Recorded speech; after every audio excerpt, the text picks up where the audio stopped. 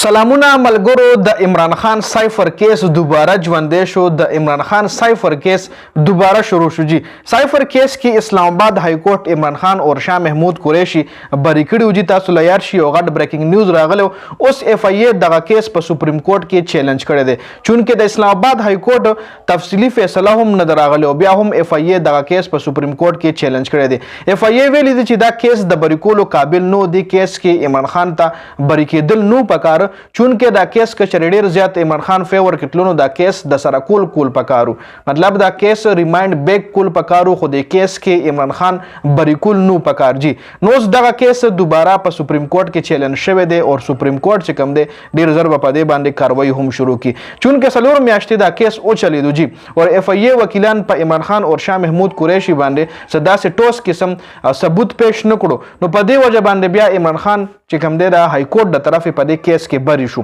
اوس اف ای دوباره چیلنج کړی دی او دوباره به دا کیس شروع کیږي بل الیکشن کمیشن هم په سپریم کورٹ کې یو اپیل دایر کړی دی لاهور های کورٹ جج ملک شهزاد فیصله کړی و چې الیکشن کې کومه داندلی شوې ده د هغې انویسټیګیشن کولو دپاره هغه شپږ ججان تعینات کړي وو چې دوی زر زر دا انویسټیګیشن وکړي او زر په دې کیس باندې فیصله وشي نو اوس هغه شپږ ججز چې کوم هغه الیکشن کمیشن سپریم کورٹ کې په اپیل دایر کړی دی الیکشن کمیشن په هغه شپږ ججز باندې سپریم کورٹ کې اپیل دایر کړی چې جج ولې دا ججز تعینات کړي دي چونکه الیکشن کمیشن لپاره چې د های کورٹ شکریا ادا کړې و د های کورٹ د جج د ملک شهزاد شکریا ادا کړې و چې مطلب دا دومره غټ سټیپ وایستو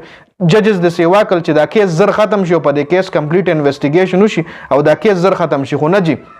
الیکشن کمیشن دا کیس چې کوم دی په سپریم کورٹ کې چیلنج کړی دی چې د ولې شپږ ججز تعینات کړي دي او ولې د دومره تیزی کوي په دې کیس کې جی بل راولپنډي عدالت کې تاسو له معلومه ای ټي سی عدالتونه چې کوم دي کم 9 مې چې کوم کیسونه لړاوي کم عدالتونه غیله ای ټي سی عدالتونه ویل شي جی نو هغه عدالت کې د عمران خان یو کیس لګیدل و چې په هغه کیس کې حکومت اوس درخواست دایر کړو لاهور های کورٹ لا چې دغه کیس ته د راولپنډي عدالت نه بدل کړل شي او بل عدالت ته دیول کړل شي یو لس درخواستونه مختلف وکیلانو په دغه کیس باندې ورکړو چې دغه کیس تاسو د راولپنډي عدالت نه بدل کړئ جی کې د شي چانسز دا چې په دغه عدالت کې عمران خان ته انصاف ملاوي په دغه عدالت کې فیصله د عمران خان په فیور کېتله ځکه د پنجاب حکومت او نور یو لس درخواستونه په دغه کیس باندې جمع شي خو